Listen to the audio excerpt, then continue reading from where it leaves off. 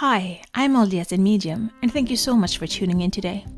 I want to try to bring religion and spirituality closer together, and this is what this pod is all about. I will talk about my own thoughts and feelings as I am both LDS and have spiritual gifts, something that I've had my whole life, but I always thought that it was hard to combine these gifts with my religion. This has torn me into two directions, and I have talked to many people who feel the same way. I can't choose not to have my spiritual gifts, but I can choose how I use them. And I always want to use them for good and to help others. I believe my heavenly parents gave them to me for a reason. So, this is me. Join my quest for knowledge. I am a child of God. What does it mean? I am a child of God. It is a sentence I have grown up hearing, and a song I have sung hundreds and hundreds of times through the years. But even though I understand the concept in an intellectual way, I have had a harder time to really know it in my heart to be true. Being a mom has made it easier for me to understand. I know the feeling of love that I have for my children. And there is nothing in the world that will change how I feel for them. And that is with the limiting 3-dimensional going on 4-dimensional to 5-dimensional sort of love. I will share with you a story from my youth. When I was in my teens, I suffered from depression. For years, I spent my life reading books and living through books. I had a hard time in school and was bullied for everything from my glasses to being one of many siblings and my faith. There were many nights that I spent in tears in my room, and one thing I remember clearly is the feeling of not being loved. And I could honestly say that then and there, I did not think that anyone in the whole world cared about me and loved me. Teenage drama, absolutely. But for me, it was the truth. I wrote a lot of stories that all ended up with the main character dying. Bad stories that were coming from the sadness and emptiness inside of me. What I will share with you now is something that I have not shared with many people. I don't think that most of my family even know this. But one night, I was in bed. I had been sitting staring at a razor for hours, working up the nerve to hurt myself, because all I wanted was for this emptiness to end. And I really didn't want to go on living. I went to sleep and I woke up with this light in my room. It was pure and white and gold and warm and brilliant all at once. And 2 people stood by my bed, and they just looked at me. I didn't hear anything, and they didn't say anything, but the feeling of love that shone from them and all around me is a feeling deeper and more profound than anything I have ever experienced ever again. They just stood there, and I just knew how wrong I was from ever thinking I wasn't loved, and that I didn't matter. I was very much loved, and when I woke up, so much in me had changed. I started writing poetry about Christ and the love He has for me, and I was changed in my very core. I always thought it was Heavenly Father and Jesus there by my bed. It could have been angels, I don't know. But what I do know is that from that day, I wanted to live. And I wanted to live in a way to make them proud of me. But this is not the first time in my life where I felt special. In the year of 1984, that was the year one of my brothers were born. As soon as he was born, they could tell that something was very wrong. He spent most of his life in the hospital, in the premature care or intensive care. I think he spent a week at home at maximum with oxygen with him always. The love I felt for him was overwhelming. And every night, prayed for him to live. I was so angry with God for letting my precious brother be so sick. But I was only 11 going on 12 when this happened. Anyway, he was born with multiple inside trauma. 1 lung, 1 kidney, all of the organs on his body was mirrored, so in the opposite positions. And people could live with one of the problems, but he was the first in Sweden with all of this at the same time. But the main problem was that his air tube going into the 1 lung he had was at a 90-degree angle. In most people, the angle is less than 45 degrees, but his being in 90 degrees, every time it changed, it closed off the airflow to his lungs. So he spent a lot of his time in those boxes with oxygen in them. So during this time, I prayed, and the doctor said that if he would make the first 6 months, he might actually survive. But a lot happened within me during this time. And by the time my younger brother turned 6 months and more, I started to relax, and this change happened inside of me. I started to realize that he was a perfect being, and that he didn't have to be on this earth. He had a different mission. He only had to come to get a body. I remember the night I changed my prayer a little. I still prayed for him to live, but I put in the little words in the end, "Thy will be done." When I woke up the next morning, I knew that he was gone. I just felt it. And when Dad gathered us around him for morning prayer, he said he had something to tell us. And I said, "I know he is dead." And he had passed in the night, choking to death in the arms of my father. The changes was within me. Had he died before that moment, I would have turned away from God and the church and everything. But he waited for me to understand and to come to peace with the knowing that he was ready for the next step. And I was important enough for my Heavenly Father that he was willing to wait and put my younger brother through suffering of life in order for me to understand. That strengthened my testimony of the church and in how important each of us are to our heavenly parents. These are 2 experiences from my life, and looking back I can see how I have been guided and helped through so many changes and problems and hurt. And still, I didn't truly feel that I was important. So what has changed? Through all my life, I knew I had these gifts inside of me, but they were never discussed openly. I had a longing inside of me towards cards, mediumship, and other spiritual aspects. But I tried to suppress them, hide them away, and it is hard trying to love yourself while you try to shy away and hide a huge part of the essence that is you. So going into my craniosacral therapy training, which led me to Reiki and doing the Reiki all levels, and getting in contact with the super conscious of myself, learning who I really am as a soul has helped me immensely in healing my self-love. And especially going to the soul realignment training. I really didn't want to, since it cost a bit, and it was in the beginning of the separation and I was struggling to get by month, and I stumbled on this ad on Facebook about soul realignment, and I got this pull to look at it. And after the introduction, you were offered a discount on buying the training, and I sat there not able to click down the page, and I offered up a prayer whether I should do it or not. And I muscle tested over and over, and every time I got a yes. So I did. I bought the course and their training right there and there, and that was exactly what I needed to understand myself more. And in the process, love myself more and work on healing old hurts. So I'm not fully there yet, but I don't know if you can get fully there while being restricted, not using our brain to full capacity. But I'm getting there one step at a time, one piece at a time, one experience at a time. So, what in your life has shown you how important you are? Have you really understood that you are a child of God and that you are so loved? Where are you in understanding what your gifts are and how to use them for good of all?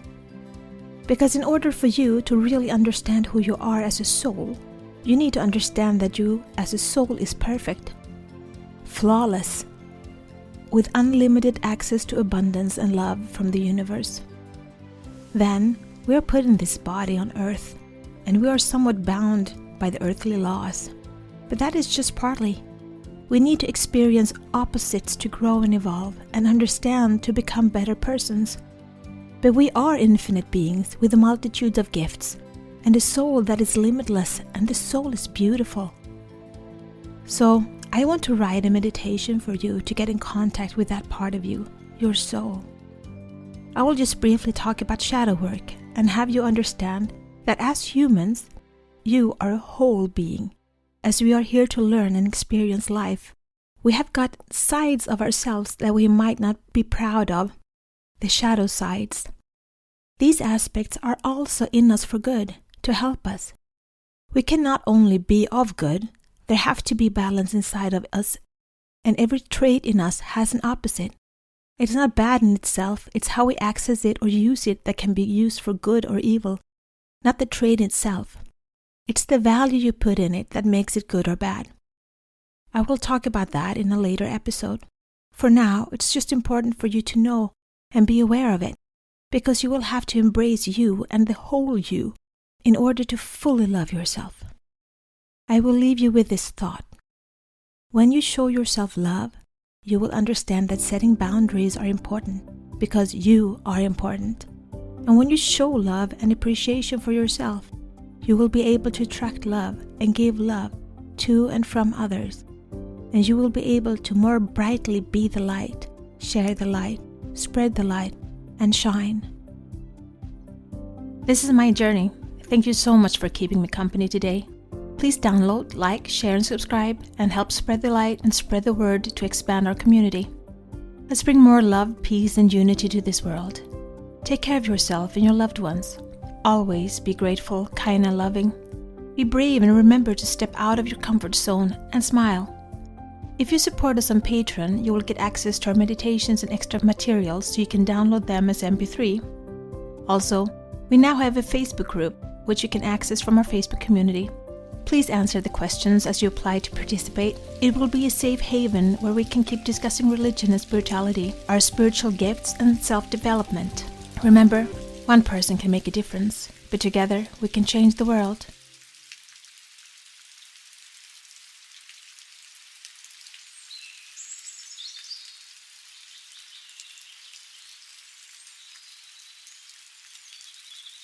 Sit or lay down comfortably. Place your awareness on your breath. Breathe in and breathe out. Breathe in and breathe out. How does that feel to be present with your breath? How does it feel when your lungs fill up with air and then let go? Let go of all the stress and anxieties, all the worries with each breath out. And draw in pure white light to illuminate you from the inside with each breath in. Breathe in and breathe out. Close your eyes and keep breathing. Just keep breathing. See yourself standing on a meadow and look at the beauty that surrounds you. The grass, flowers, and trees. Feel the gentle breeze that tussles your hair and caresses your skin. See the sun shining brightly on a clear blue sky and hear the birds singing. See the butterflies and bumblebees that fly over the flowers and smell all the different fragrances coming from all around you. In front of you, you see a pillar of light. Go towards it. Step into the light pillar and feel the light fully enclose you. Close your eyes, and as you step out from the pillar, you will find yourself standing in a room with red velvet drapes over the walls. The floor under your feet is golden. You are standing in a room in your heart. You feel the beating of your heart through the floor, vibrating into your being.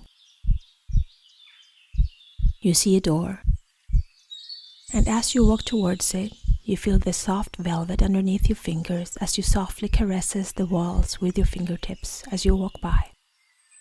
They feel warm and alive under your fingertips.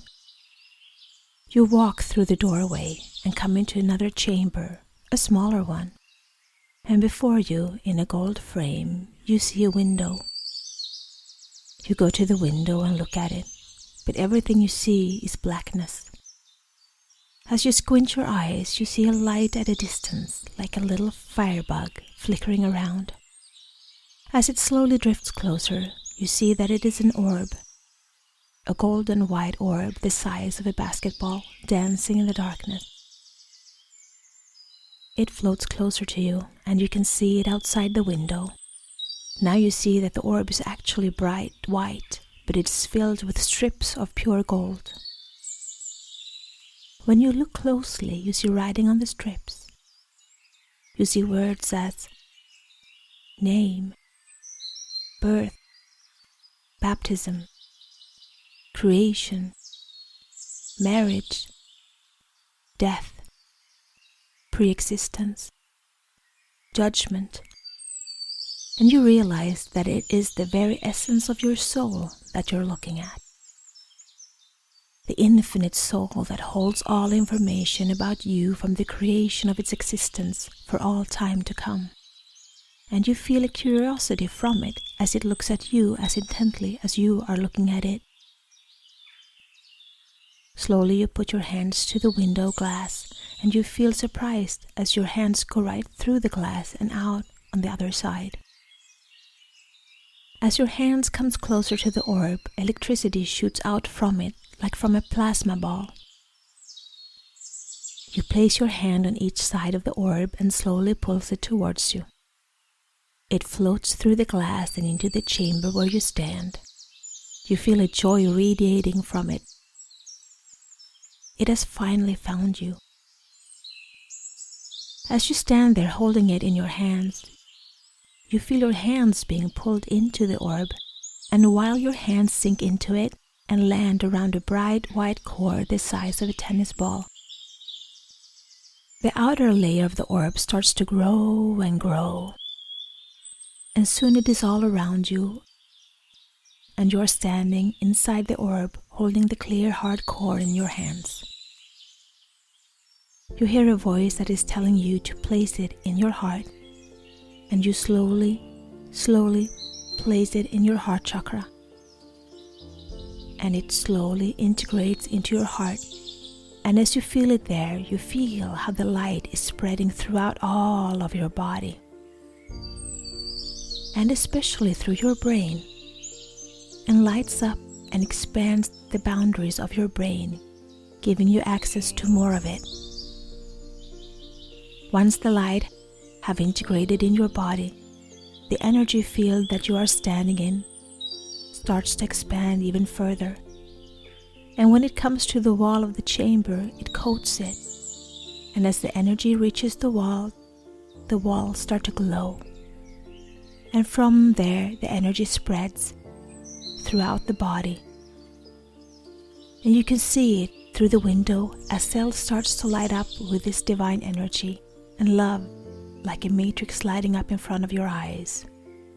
And you feel strong, and your mind feels crystal clear, and you feel so alive and present. And in the glass window, you see your own reflection. Look at yourself. How do you look? Have you changed? Can you see you as this beautiful soul made from the divine? You are enough. You are lovable. You are abundant. You are pure unconditional love. See it. Feel it. Know it. And breathe. Turn around and see the pillar of light. Step into it and close your eyes. When you step out, you will find yourself back on the meadow. Has it changed? How does it feel? How do the new you feel? Fill your heart with gratitude and love and give thanks that you are alive today to be a part of this experience that we call life. And breathe. Just breathe. And know that you are so loved, so cherished. Breathe in that knowledge. I will count backwards from 3, and on 1, you will open your eyes and feel rejuvenated, loved, grateful, and grounded, and ready to start with today.